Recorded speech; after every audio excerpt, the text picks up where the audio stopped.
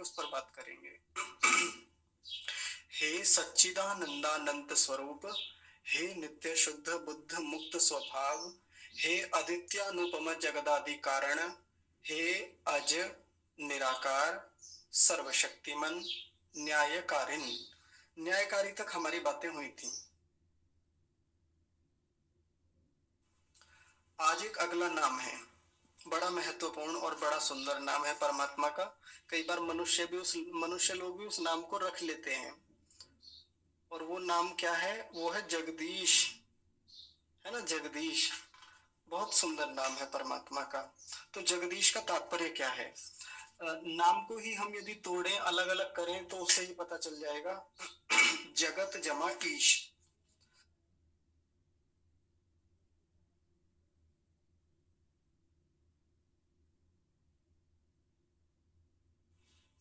हाँ जी, तो जगदीश, जगत जमा ईश। ये जगत क्या है और ईश क्या है, इन दोनों शब्दों को बड़े ध्यान से समझेंगे। जगत शब्द बहुत स्थानों पे आप लोगों ने सुना होगा, और जगत शब्द से हम केवल कई बार संसार का ग्रहण कर लेते हैं कि ये जो पूरा संसार है, ये दुनिया है, ये वर्ल्ड है, ये ही जगत है। लेकिन जब हम शास्त्रों में जाते हैं, शास्त्रों को गहनता से देखते हैं, तो वहां जगत शब्द को खोलते हुए कई ऋषियों ने बताया। मैं आपको एकदम साधारण हिंदी में बताता हूँ। जो गतिशील है उसको जगत कहा जाता है। जो भी गतिशील है किसी भी रूप में, हमको अपने आसपास की जो वस्तुएं दिखती हैं, ये सब स्थिर जैसी प्रतीत होती हैं कि ये सब स्थिर हैं, लेकिन स्थिर है नहीं। ये दिखती है बस स्थिर। आप इस संसार के किसी भी लोक को उठाइए, लोक मतलब कोई ग्रह हो सकता है, कोई उपग्रह हो सकता है, कोई धूमकेतु हो सकता है, कोई पिंड हो सकता है। आप उस पिंड को देखेंगे तो उसमें किसी ना किसी रूप में गति दिख जाएगी हमें। वो गति एकदम मोटी मोटी साफ साफ दिखती है।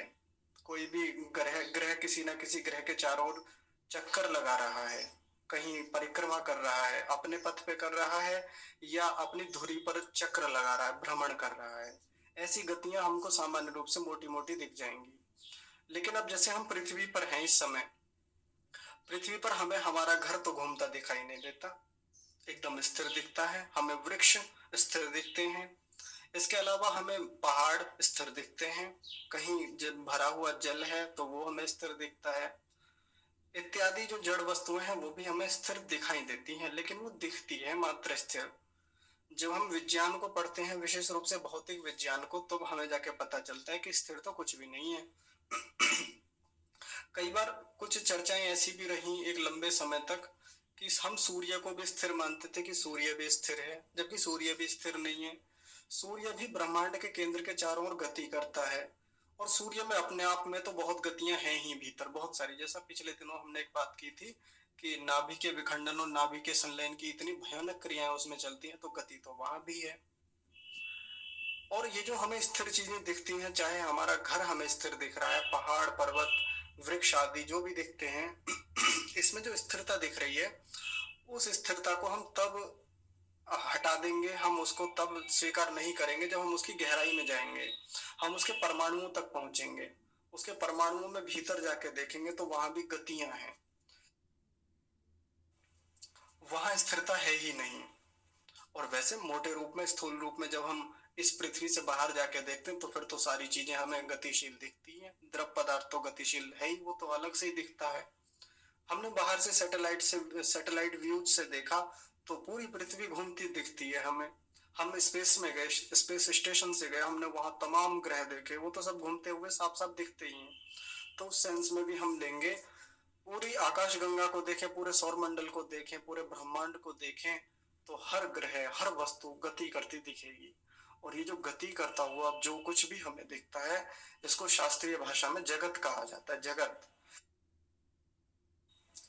गति करने वाले को जगत कहा जाता है, ऐसा समझ लीजिए। अब इसमें हम भी आ जाएंगे, हम जीवात्मा भी आ जाएंगे। हम भी एक प्रकार से जगत ही हैं, है ना। और ईश शब्द जो है इस जगदीश में, ईश, अब ईश का क्या तात्पर्य है? ईश का मतलब है स्वामी, मालिक, ऐसा समझिए, राजा, ऐसा भी समझ सकते हैं। तो जो इस पूरे इतने बड़े संसार का जो गतिशील है, जैसा भी हमें दिखता है, चाहे स्थिर दिख रहा है चाहे गतिशील दिख रहा है, कैसा भी, चर और अचर जगत, इन सब का जो स्वामी है, इन सब का जो मालिक है, इन सब के जो ऊपर विराजमान एक अध्यक्ष है, उसको हम जगदीश कह देते हैं। जगदीश। आपको मैं एक उदाहरण से समझाता हूँ। वैसे तो इसकी व्याख्या ज्यादा करने की आवश्यकता नहीं है, लेकिन फिर भी जब हम परमात्मा को जगदीश मानते हैं तो देखिए कितने लाभ होंगे, उसको हम आगे समझेंगे। लेकिन एक छोटा सा उदाहरण हम देखते हैं जिससे जगदीश और स्पष्ट होगा। एक व्यक्ति है जिसने किसी से कोई मकान खरीदा, कुछ लाख रुपए में, उसने 50 लाख रुपए में उसने एक मकान खरीदा। अब इस पर उसका मालिकाना हक है, स्वामित्व है इस मकान पे, क्योंकि भाई इसने उसके लिए पे किया है, इसने भुगतान किया है, पहले कमाया था, मेहनत की थी, पुरुषार्थ किया था, धन अर्जित किया। अब उस मकान को खरीदने के लिए इसने कुछ धन दिया किसी को, दूसरे को, तो अब इस पर उसका आधिपत्य हो गया और ये इस मकान का क्या बन बैठा, मालिक बन बैठा, स्वामी बन बैठा, ईश बन बैठा। ईश शास्त्रीय भाषा में ईश कह देंगे, बस इतना सा मामला है। तो क्या जिसकी उपासना हम कर रहे हैं, जिसकी चर्चा हमारी चल रही है, ये वाला जो है, ये भी क्या इसने किसी से खरीदा तो नहीं है संसार? क्या बनाया किसी और ने और ये इसका स्वामी बन बैठा, ऐसा मामला है क्या? तो ऐसा तो नहीं है। इसको हम दूसरे उदाहरण से समझ लेंगे, एकदम बात स्पष्ट हो जाएगी। भाई दूसरे से किसी से खरीदा, हमने उसके लिए पे किया, तब भी हम मालिक बने। लेकिन हम अपने आप भी तो घर बनाते हैं ना। मैंने अपने आप अपना घर तैयार किया, कुछ लाखों रुपए लगाए, मैंने पहले भूमि खरीदी, लेकिन बनाया, निर्माण स्वयं किया। तो इसका निर्माण करने वाला होने से भी तो मैं इसका मालिक कहलाता हूँ ना। भाई मैंने बनाया ये घर अपना, ऐसी थोड़ी है, और मैं इसका मालिक हूँ। ये गाड़ी जो है ये मैंने अपने हाथ से बनाई, इसका निर्माता, इसका प्रोडक्टर मैं हूँ। ये जो प्रोडक्ट है इसका प्रोडक्टर मैं हूँ, तो मालिक कौन हुआ? मालिक भी तो मैं ही हुआ। ये कंपनी मैंने खुद खड़ी की, मैंने बनाई। ये जो यूनिकॉर्न है, ये जो जो भी मैंने ये धंधा बनाया, ये व्यवसाय शुरू किया, ये मैंने खुद तैयार किया, मैंने बनाया। इसका मालिक कौन हुआ? मैं हुआ। वैसे ही परमात्मा इस संसार को बनाने वाला होने से भी मालिक कहलाता है, इसका इसका ईश कहलाता है, इसका स्वामी कहलाता है। और उसके अलावा और कोई है नहीं जो उसको पहले बनाया हो, परमात्मा को बेच दिया हो, परमात्मा को ट्रांसफर कर दिया हो कि चलो बना हमने दिया और लो आप इसको चलाओ। ऐसा कुछ मामला है ही नहीं। जैसा हमने किसी मकान किसी और ने बनाया था, खरीद हमने लिया, पहले मालिक वो था, आज मालिक हम हैं, ऐसा भी नहीं परमात्मा के सेंस में। उसी ने बनाया, वो स्वयं इस पूरे संसार भर का स्वामी है, वो इस पूरे संसार का ईश है। ठीक है, तो परमात्मा को जब हम मालिक समझेंगे, स्वामी समझेंगे, तो ऐसा समझने से लाभ क्या होगा? ऐसा समझने से लाभ ये होगा कि जो बहुत प्रकार की हमारे मन में अहंकार की भावनाएं कई चीजों को लेके आती हैं, वो आनी बंद हो जाएंगी। ऐसी तो चर्चाएं खूब हुई हैं कक्षा में पहले भी। बेवजह की बहुत सारी हमारे मन में अहंकार की स्थितियां उत्पन्न होती है ना, कि मैं ये, मैं वो, मैंने तो ये कर दिया, मैंने तो ये पिछले 20 सालों में मैंने ये खड़ा कर दिया। अपनी अपनी सबकी उपलब्धियां होती हैं।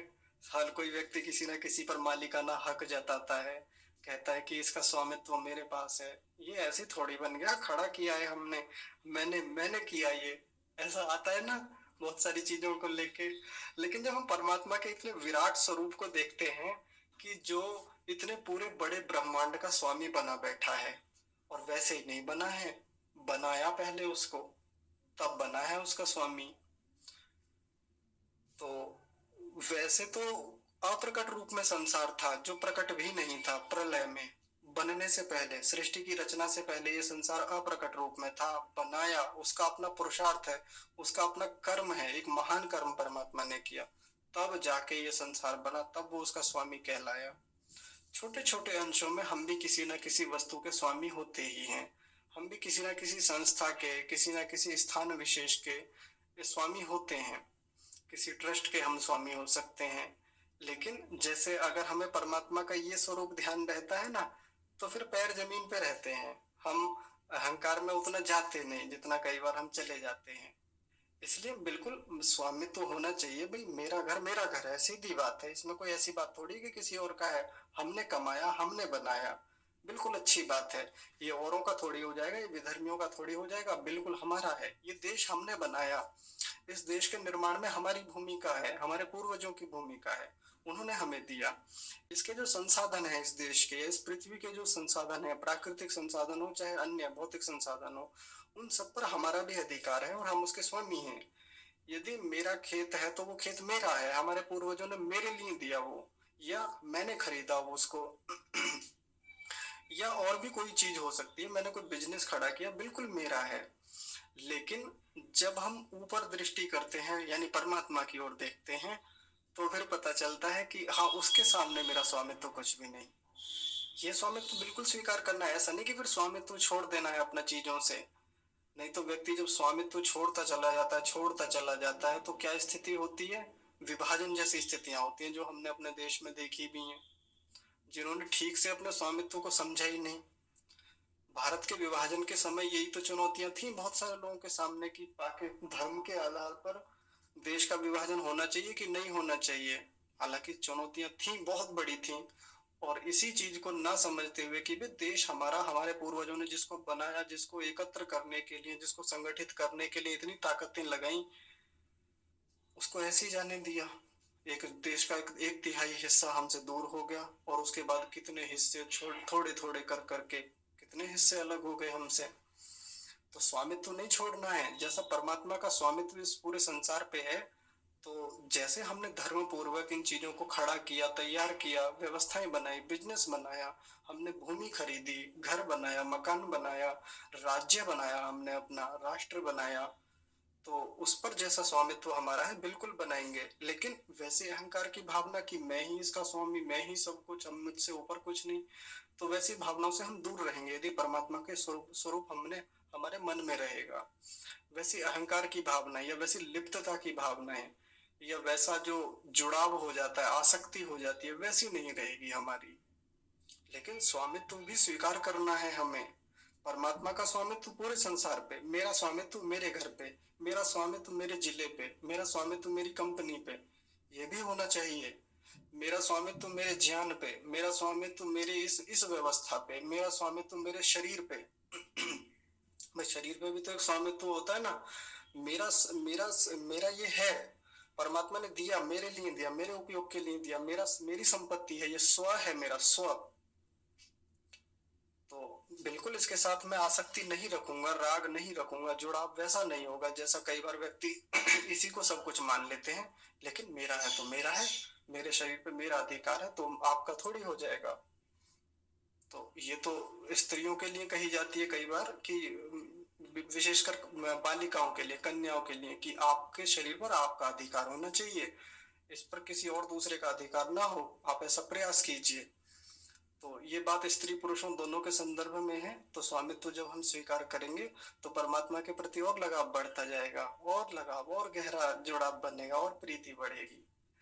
तो इस बाहर के स्वामित्व पर और उस जो परमात्मा का विराट स्वामित्व इस संसार पर है, ऐसे इस स्वामित्व को हम उपासना में प्रतिदिन देखने का प्रयास करेंगे।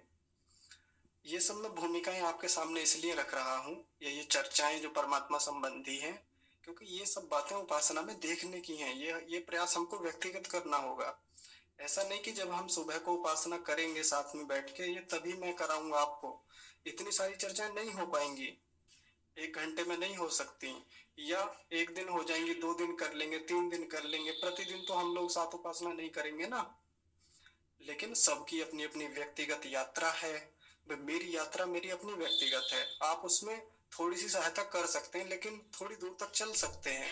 लेकिन मुझे तो मेरी यात्रा अपने आप ही लेके आगे बढ़नी है। हमारी कक्षा में मान लीजिए कोई माता जी हैं, थोड़ी असहाय हैं, मान लीजिए शोभा माता जी हैं, अब आयु बहुत अधिक हो गई है, उतना सामर्थ्य शायद नहीं है शरीर में, अधिक समय तक नहीं बैठ पाती, तो मैं थोड़ी प्रेरणा कर सकता हूँ, मैं सहायता कर सकता हूँ कि जो स्वाध्याय आप नहीं कर पाते, उतनी गूढ़ता में नहीं जा पाते, मैं सरल रूप में आपके सामने रख दूंगा कक्षा में। उपासना कैसे करें, परमात्मा के इस स्वरूप को कैसे समझें, कैसे और ध्यान लगाएं, कैसे और गहराई में जाएं, तो मैं यहाँ से वाणी से बोल के तो आपकी सहायता कर सकता हूँ। अब लेकिन भीतर की यात्रा जो है, जो उपासना में बैठ के करनी है, वो तो आपने स्वयं ही करनी है ना। अब उसमें मैं वहां जाके अंगुली पकड़ के थोड़ी चलाऊंगा, मैं क्या, कोई भी नहीं चला पाएगा। कोई व्यक्ति आपको प्रेरित कर देगा, कोई व्यक्ति थोड़ा ध्यान की क्रियाएं सिखा देगा, थोड़ा उपासना करा देगा, थोड़ा मोटिवेशन दे देगा, लेकिन आगे की जो यात्रा है वो तो खुद ही तय करनी है। अब उसमें बाधाएं होती हैं निश्चित रूप से। कई बार बुद्धि का सामर्थ्य कमजोर हो गया है, आयु बहुत अधिक हो गई है, शरीर उतना साथ नहीं दे रहा है और बड़ा बलहीन महसूस करते हैं अपने आप को। घर पे भी समस्याएं हैं, बहुत सारी जिम्मेदारियां हैं, बहुत सारे काम हैं, सारे सदस्य अनुकूल नहीं है मेरे। आ, कई बार लोग बाधा करते हैं, आसपास शोर बहुत रहता है, या मैं शहर में रहता हूँ या रहती हूँ तो वातावरण बड़ा दूषित है। ये बाधाएं होंगी निश्चित रूप से, और किसी न किसी डिग्री पे, किसी न किसी एंगल पे सबके साथ बाधाएं प्रतिकूलताएं हैं। लेकिन बाधाओं को, प्रतिकूलताओं को एक और रख के परमात्मा के इस चिंतन को, इस उपासना को नहीं छोड़ना, क्योंकि ले दे के यही तो अपना है। बाकी बताइए अपना है क्या? और तो कुछ है ही नहीं। अब उपलब्धियां जो करेंगे, जो डिग्रियां प्राप्त करेंगे, ज्ञान भी प्राप्त करेंगे, वो भी छूटने वाला है। हालांकि ज्ञान लंबे समय तक रहने वाला है साथ में, लेकिन फिर भी उसकी भी एक लिमिटेशन है। या बाकी हम इतना कुछ अर्जित करते हैं, कमाते हैं, बिल्कुल कमाना चाहिए, लेकिन वो सब बाह्य रूप में है। अब जो साथ जाने वाला है, जो लंबे समय तक एक सहायक बनने वाला है, वो तो यही है जो हमें खुद करना है। इसलिए उपासना को और गहरी करेंगे और लंबा चिंतन करेंगे।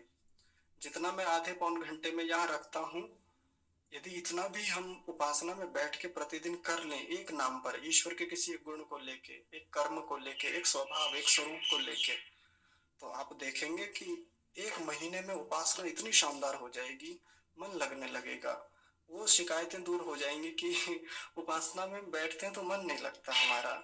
हम उपासना में बैठते हैं तो बहुत सारे विचार परेशान करते हैं, बहुत सारी दुविधाएं होती हैं वहाँ, हजारों चीजें एक साथ आके काटती हैं, परेशान करती हैं, दुखी करती हैं। फिर वो उतनी शिकायतें नहीं रह जाएंगी। थोड़ी और एकाग्रता बनानी है, मन की प्रसन्नता को लेके आना है सबसे पहले, जीवन के व्यवहारों में उस प्रसन्नता को ढूंढना है। आपको मैं एक मजेदार बात बताता हूँ, फिर खत्म करते हैं बस। बहुत मजेदार बात है। ऐसे ही एक दिन विचार आया कि जैसे मैं गांव में रहता हूँ, अब और मैं गांव में रह के मैं करता क्या हूँ, मैं छोटी छोटी चीजों को देखता हूँ प्रकृति से। अब वहीं से कभी किसी पौधे का फोटो खींच लिया, किसी पत्ते का, किसी फूल का, किसी छोटे से कीड़े का खींच लिया, कभी किसी पक्षी का, किसी गिलहरी का, किसी पशु का, कभी अपना किसी वृक्ष का, कभी सायकाल का, कभी प्रातः काल का, कभी आसमान का, कभी सूर्य का, कभी किसी का। और ये चित्र लेके मतलब मैं आह्लादित होता रहता हूँ, मैं खुश होता रहता हूँ, और उन्हीं सब चीजों में मैं छोटी छोटी खुशियां ढूंढता रहता हूँ। मतलब मन आह्लादित है, उत्साहित है, परमात्मा की व्यवस्थाओं में डूबा, मैं अपने कर्म में लगा रहता हूँ, मजे में एकदम। अब ये सब चीजें सोशल मीडिया पे भी साझा करता हूँ। तो पिछले काफी दिनों से, कई महीनों से एक मेरे साथ चीज जो होती है, कई लोग पर्सनली मेरे पास मैसेज करते हैं, कहते हैं भाई स्वर्ग में तो आप रहते हैं।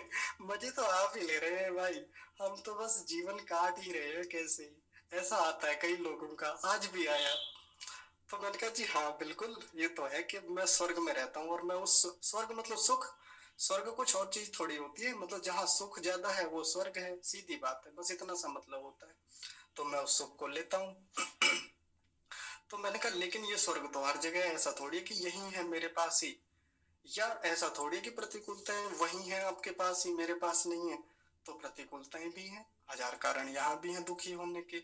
यहाँ गांव के लोग भी बहुत दुखी रहते हैं और ये कहते हैं कि अरे क्या ही रखा है गांव में, कुछ भी नहीं रखा, फालतू की बातें सब। इससे बढ़िया तो शहर में है, शहर में जाते तो हम ये करते, शहर में जाते तो हमारी अपनी गाड़ी होती, अच्छे कपड़े होते, एक रसूख होता, एक स्टेटस होता हमारा, अच्छी जॉब होती, एसी वाला कमरा होता, ऑफिस होता अपना, और ये होता। और यहाँ गांव में क्या है, खेत में जाओ तो फटे कपड़े पहन के जाता है व्यक्ति, मैले कपड़े, पिछले दिन के जो ठीक से धुले भी नहीं थे उन्हीं को पहन के निकलता है खेत में भी। और वहां जाके अब 46 डिग्री टेम्परेचर है, उसमें जाके कड़ी धूप में काम करेगा। हवा, धूल है दुनिया भर की, गर्म वायु है, और इतने सारे चैलेंज हैं, और भी पशु हैं वहां पर, हिंसक पशु भी होते हैं, इन दिनों में तो सांप बहुत निकलते हैं। तो चैलेंज है अपने यहाँ के भी। अब उसको केवल चैलेंज दिखते हैं गांव वाले व्यक्ति को, शहर वाले व्यक्ति को अपने चैलेंज दिखते हैं।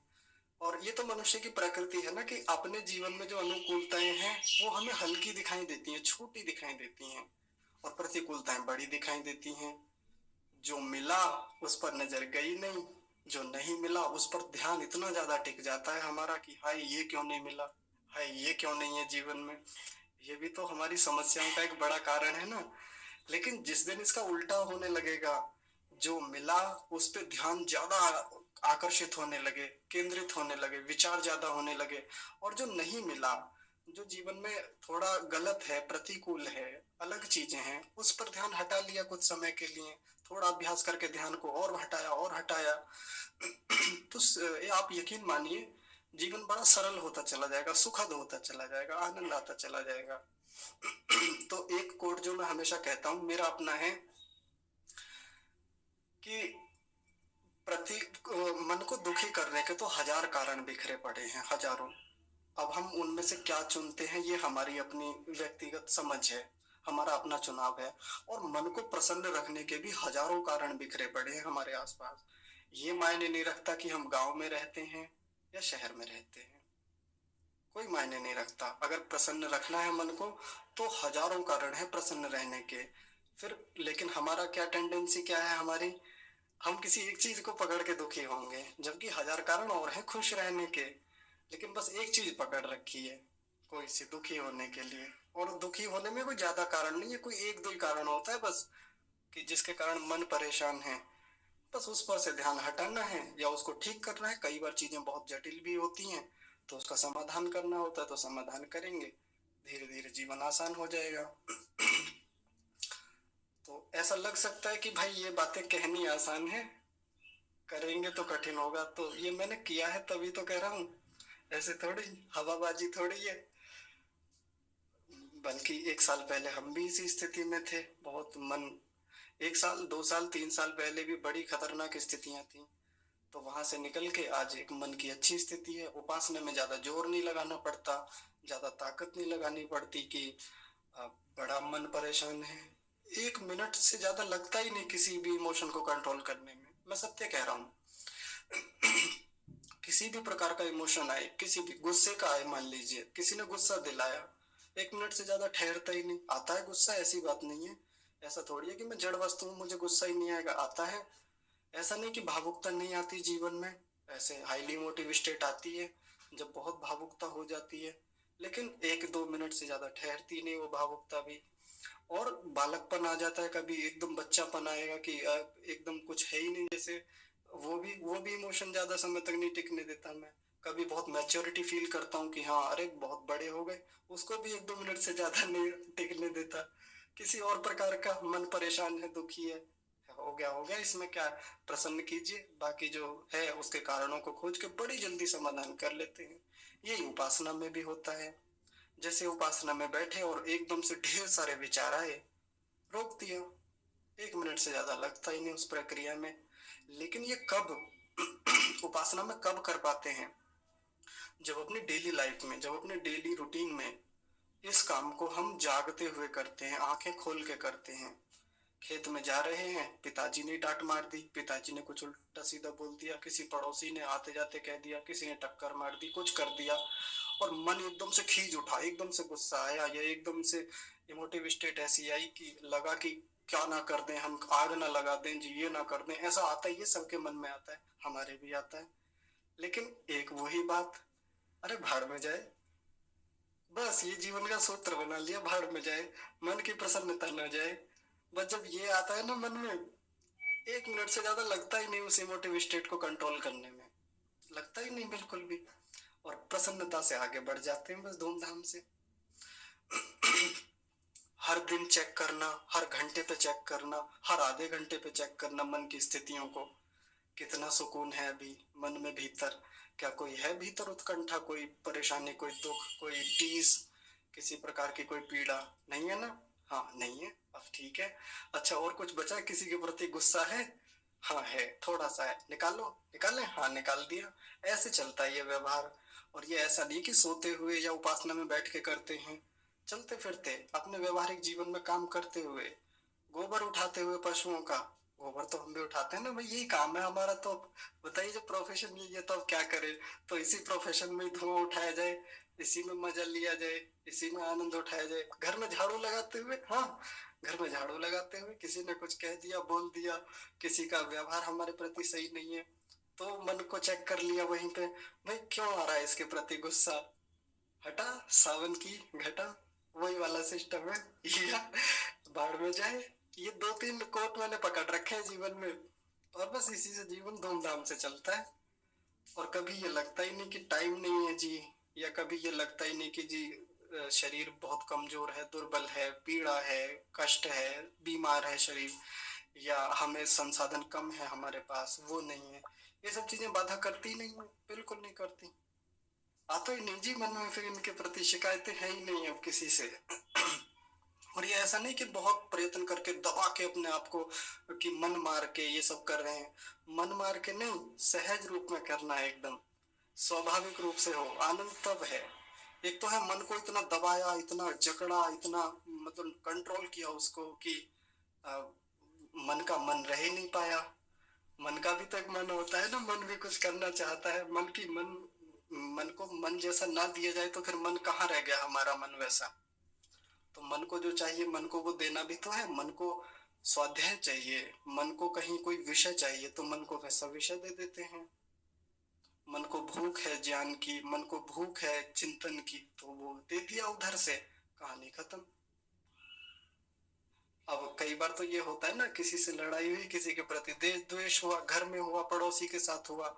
अब मन को तो चिंतन चाहिए किसी ना किसी रूप में। अब हम दे देते हैं पड़ोसी को मन के हवाले, कि अब तुम ही संभालो इस पड़ोसी को। अब मन लगा हुआ है चिंतन में, पड़ोसी के मन लगा हुआ है, घर के किसी एक सदस्य के प्रति, या मन लगा हुआ है किसी एक व्यक्ति विशेष के प्रति, किसी के राग में जुटा हुआ है, कभी पुत्र के राग में, कभी पत्नी के राग में, कभी पति के राग में, और कभी प्रेमी या प्रेमिका के राग में चिपका हुआ है। अब मन को तो हटाना ही होता है ना। अब वो जबरदस्ती ना हटा के उसको सहजता से हटाएं तो ज्यादा बेहतर रहता है। तो मन जल्दी सहज हो जाता है, जल्दी ही एकाग्र होने लगता है। तो ये कुछ साधन हैं, ये कुछ तैयारियां हैं उपासना की। ये बातें मैं केवल ऐसे नहीं कि केवल खुश होने के लिए, या केवल वातावरण को थोड़ा अच्छा बनाने के लिए बातें कर रहा हूँ। ये सब उपासना की तैयारियां हैं, ऐसे ही करनी होती हैं। जैसे शादी विवाह की तैयारियां होती हैं, वैसे ये भी तैयारी है। जैसे किसी एग्जाम की तैयारी करते हैं, वैसे ये भी एक तैयारी है। ठीक है जी।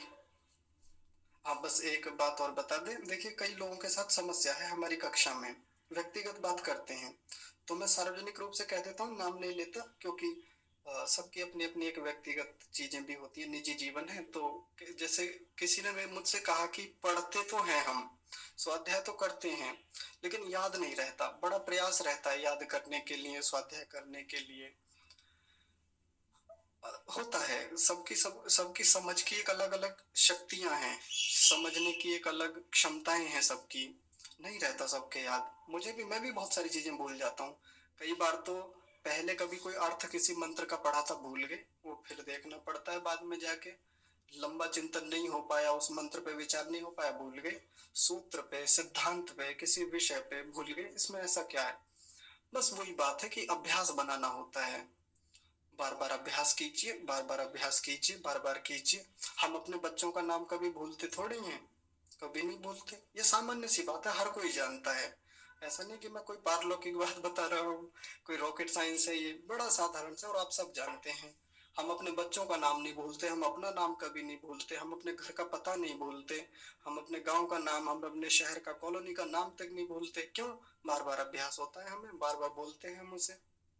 वहीं किसी नई कॉलोनी का नाम सुना, नए गांव का नाम सुना, भूल जाते हैं। अभ्यास नहीं है इसलिए भूल जाते हैं। बार बार अभ्यास हो जाएगा, याद रह जाएगा जीवन में। तो इतने सारे योग दर्शन के सूत्र मुझे याद हैं, इतने सारे मंत्र याद हैं, बहुत सारे श्लोक याद हैं, कितने सारे ऋषियों के सिद्धांत यथावत याद हैं। क्यों याद हैं? अभ्यास करते हैं निरंतर।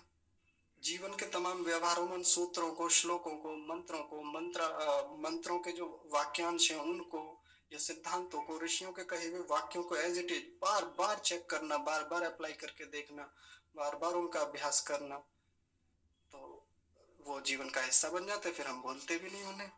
और जो चीज जीवन का हिस्सा बन गई तो वो तो जीवा पे आगे रखी रहती है, किसी ने पूछा और फटाक से निकल के आता है एकदम।